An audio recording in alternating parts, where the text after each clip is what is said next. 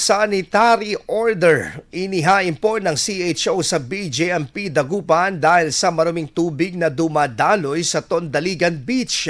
Para sa detalye ng balitang yan, kasama natin Idol Juana De Vera. 104.7 IFM Report.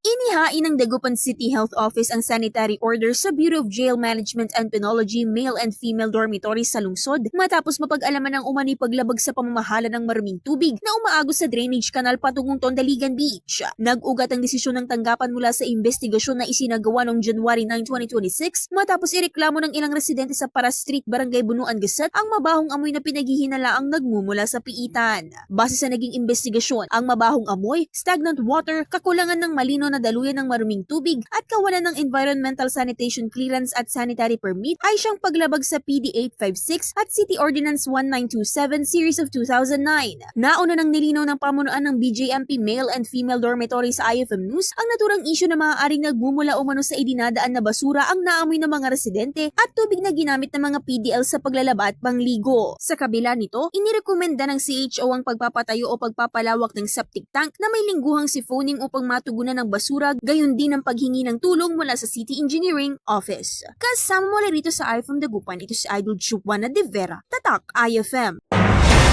IFM News. IFM News. IFM News.